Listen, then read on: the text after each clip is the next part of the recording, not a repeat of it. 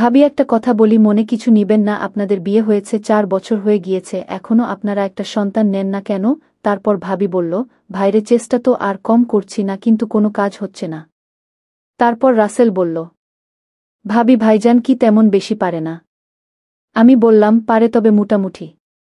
রাসেল বলল, ভাবি তাহলে আপনার এই হতভাগা ভাইটাকে একটু সুযোগ দিয়ে দেখতে পারেন। দেখবেন প্রথমবারেই খেতে ফসল ফলিয়ে ছাড়বে।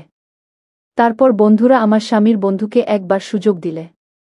আমার স্বামীর বন্ধু আমার সাথে যা করল তা শুনলে তোমাদের মাথা ঠিক থাকবে না। বন্ধুরা, আজকের গল্পটি অনেক ইন্টারেস্টিং হতে চলেছে, আশা করি তোমরা পুরো গল্পটি শুনলে অনেক মজা পাবে। তাহলে চলো বন্ধুরা, গল্পটি শুরু করি।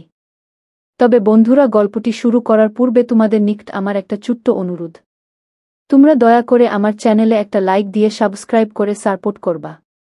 তাহলে চলো বন্ধুরা, গল্পটি শুরু করি। হ্যালো বন্ধুরা, আমার নাম সাদিয়া। আমার স্বামীর নাম রাসেল। আমি এবং আমার স্বামী ভারতের প্রত্যন্ত অঞ্চলে বসবাস করি।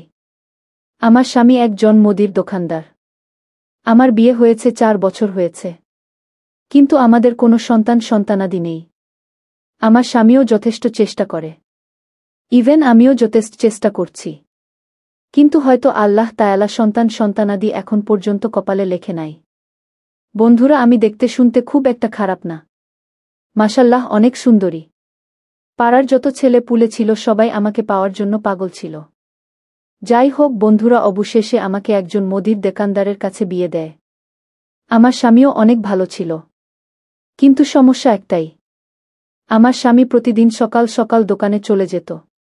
আসতো একেবারে রাত 12টা বাজে। আমি সব দিক দিয়ে খুশি থাকলেও বন্ধুরা, এই একটা দিক দিয়ে আমি অসুখী ছিলাম। আমার স্বামী আমাকে সব কিছু দিত পরিপূর্ণ রূপে। কিন্তু আমাকে খুব একটা বেশি সময় দিত না। সে মুদির দোকান নিয়ে ব্যস্ত থাকত। তার ব্যবসাটাই ছিল প্রধান।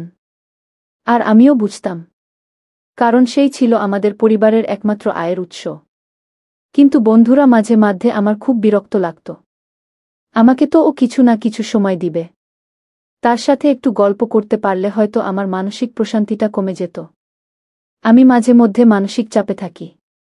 একা একা থাকতে থাকতে আমার নিজের মধ্যে অশান্তি লাগত। শুধু ব্যবসাটাইকে চিনত সে। সারাদিন সংসারের কাজ, রান্নাবান্না, টিভি দেখা আর মোবাইল নিয়ে গেমস খেলে আমার সময় পার হতো। শত কষ্টের পরেও বন্ধুরা, তার সাথে আমার খুব ভালোই দিন কাটছিল। কিন্তু এই ভালো দিনটার মধ্যে হঠাৎ যেন একটা কালো মেঘ এসে সব কিছু যেন লণ্ডভণ্ড করে দিয়েছিল। বন্ধুরা, আমার স্বামীও এতদিন খুব ভালো ছিল। আমার স্বামীর অনেক বন্ধু বান্ধব, আত্মীয় স্বজন ছিল। আমার স্বামীর বন্ধুদের মধ্যে সবচেয়ে প্রিয় বন্ধু ছিল একজন। তার নাম ছিল রিয়াজ আহমেদ। কোথাও যদি যেত, কোনো পরামর্শ লাগলে 2 বন্ধু একসাথে মিলেই পরামর্শ করত। বেশিরভাগই তারা মিলে একসাথে আড্ডা দিত। কিন্তু আমার স্বামীর বন্ধুর রিয়াজের চোখ যে আমার উপর পড়বে তা আমি কখনও কল্পনাও করতে পারি নাই। ঘটনাটি ছিল বন্ধুরা, কোরবানি ঈদের পরের দিন। আমি তখন খুব সুন্দর সাজগুজ করে আমার স্বামীকে সারপ্রাইজ দিব বলে বসে আছি। কিন্তু ঠিক এই মুহূর্তেই আমার স্বামীর বন্ধু রিয়াজ এবং আমার স্বামী একসাথে মিলে আমাদের বাসায় আসলো। আমি আমার স্বামীকে বললাম, তোমার বন্ধুকে আজকে এখানেই নিয়ে আসলা কেন? ভেবেছিলাম আজকে তোমাকে নিয়ে কোথাও ঘুরতে যাব। যে কারণে একটু ভালোভাবে সাজলাম। শুনো সাদিয়া, আমার বন্ধুকে আজকে দাওয়াত দিয়ে নিয়ে এসেছি। যাই হোক সাদিয়া, আমি কিন্তু জানি না তুমি যে আজকে আমাকে নিয়ে একটু ঘোরাঘুরির পরিকল্পনা করেছ। যাক, সমস্যা নেই সাদিয়া, চলো আমরা খাওয়া দাওয়ার পরে আমি এবং আমার বন্ধু রিয়াজ নিয়ে কোনো একটি জায়গা থেকে ঘুরে আসি। দেখবে অনেক ভালো লাগবে। আমি বললাম, ঠিক আছে। তারপর বন্ধুরা, আমার স্বামী এবং তার বন্ধু একসাথে ঘুরতে গেলে। মাঝে মাঝে আমি লক্ষ্য করলাম আমার স্বামীর বন্ধু রিয়াজ আমার দিকে কেমন জানি নজর দিয়ে তাকিয়ে থাকে। আমার সাথে একটু একটু রসিকতা করতে চায়। তারপর বন্ধুরা, কিছুক্ষণ পর বন্ধুরা আমার স্বামী কি যেন আনতে 5 মিনিটের জন্য গেলে তার বন্ধু আমার অনেক প্রশংসা করতে শুরু করল। আমাকে বলে, ভাবি, আপনি অনেক সুন্দর। আগে যদি আপনার সাথে পরিচয় হতো তাহলে তোমাকে বিয়ে করতাম। ভাবি, একটা কথা বলবো, আপনি মনে কিছু নিবেন না? আমি বললাম, না, বলুন। তারপর বন্ধুরা আমার স্বামীর বন্ধু রিয়াজ বলল, আমি কি তোমার বন্ধু হতে পারি? আমি বললাম, আমার বন্ধুর দরকার নাই। আমার স্বামী আছে। তারপর রিয়াজ আমাকে বলল, ভাবি একটা কথা বলি, মনে কিছু নিবেন না। আপনাদের বিয়ে হয়েছে 4 বছর হয়ে গিয়েছে। এখনও আপনারা সন্তান নেন না কেন?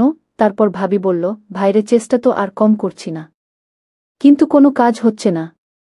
তারপর রিয়াজ বলল, ভাবি, ভাইজান কি তেমন বেশি পারে না? আমি বললাম, পারে, তবে মোটামুটি। রিয়াজ বলল, তাহলে এই হতভাগা ভাইটাকে একবার সুযোগ দিয়ে দেখতে পারেন। দেখবেন প্রথমবারেই জমিতে ফসল ফলিয়ে ছাড়ব। স্বামীর বন্ধুর মুখ থেকে এই রকম কথা শুনে মনটা কেমন কেমন জানি করতে শুরু করল। আমি বললাম, ভাইজান আপনি কি বলছেন এইসব? আমি না আপনার বন্ধুর বউ। তখন আমার স্বামীর বন্ধু বলে, আরে ভাবি, আপনার বিয়ে হয়েছে 4 বছর হয়েছে। আপনারা অক্লান্ত চেষ্টা করছেন, তারপরও কোনো কিছু হচ্ছে না। আমার মনে হচ্ছে ভাইয়ের কোনো সমস্যা আছে। আপনি আমার সাথে একবার ট্রাই করে দেখতে পারেন। আমি আপনাদেরকে সাহায্য করতে বলছি, কিন্তু আপনি যদি ভিন্ন কিছু মনে করেন তাহলে মাফ করে দিয়েন। আমি আপনাদেরকে ভালো কিছু উপহার দেওয়ার চেষ্টা করছি।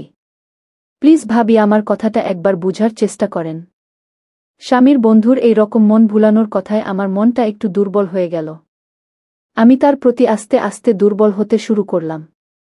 এইভাবে আমি তার সাথে মিশতে শুরু করলাম। একটি সন্তানের লোভে অথবা অন্য কিছুর লোভে বা বিশেষ কিছু পাওয়ার উদ্দেশ্যে স্বামীর অগোচরে ফোনে কথা বলা, অন্য জায়গায় ঘোরাঘুরি এবং কি তার সাথে অবাধ বিচরণ যেন আমার নিত্য নতুন প্রয়োজনীয় বিষয় হয়ে গেল। কারণ আমার স্বামী ব্যবসার কাজে ব্যস্ত থাকে। এদিক দিয়ে আমার দিকে কোনো খেয়ালেই নেই। এই সুযোগে আমি আমার স্বামীর বন্ধুর সাথে যেখানে খুশি সেখানে ঘুরে বেড়াই। আমার স্বামীর বন্ধু একদিন আমাকে বলল, সাদিয়া, আজকে তোমায় একটা সারপ্রাইজ দিব। আমি বললাম, কি সারপ্রাইজ? সে বলল, চলো, আজকে তোমাকে নিয়ে একটা জায়গায় যাব। আমি বললাম, কোথায়? সে বলল, চলো না আমার সাথে। আমি বললাম, আচ্ছা ঠিক আছে, তাহলে চলো। বন্ধুরা, তারপর সে আমাকে এমন একটি জায়গায় নিয়ে গেল যেখানে আমি আর সে ছাড়া অন্য কেউ নাই। তারপর বন্ধুরা, আমার স্বামীর বন্ধু আমাকে নির্জন বাসায় নিয়ে আমার সাথে এমন আচরণ করতে শুরু করল। তার এরকম অদ্ভুত আচরণে আমি পাগল হয়ে যাচ্ছিলাম। আস্তে আস্তে বন্ধুরা, সে আমাকে এমন পর্যায়ে নিয়ে গেল যার ফলে বন্ধুরা আমি আরও বেশি উন্মাদ হয়ে যাচ্ছিলাম। সেও আমাকে সমপরিমাণ তাল দিয়ে যাচ্ছিল। কি বলবো বন্ধুরা, আসলে একটা মানুষ যে আমাকে এত সুখী আর খুশি করতে পারে তা আমি তার সান্নিধ্য না পেলে আমি কিছুই টের পেতাম না। কি বলবো বন্ধুরা, সে আমাকে নিয়ে এমন অবস্থা শুরু করল যার ফলে আমার কাছে মনে হলো কোনো স্বর্গে আমি হাওয়ায় ভেসে চলেছি।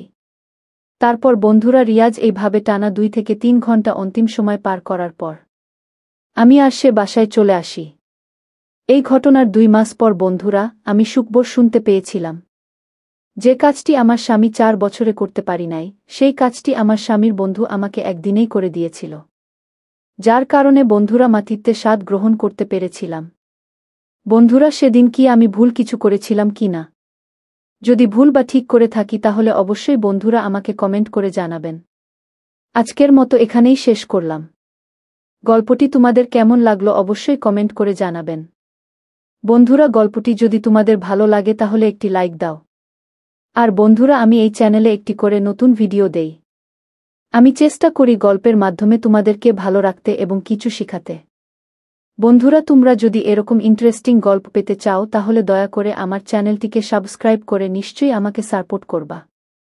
সবশেষে তোমাদের সুস্থতা কামনা করে আজকের মতো ভিডিওটি এখানেই শেষ করলাম। ধন্যবাদ।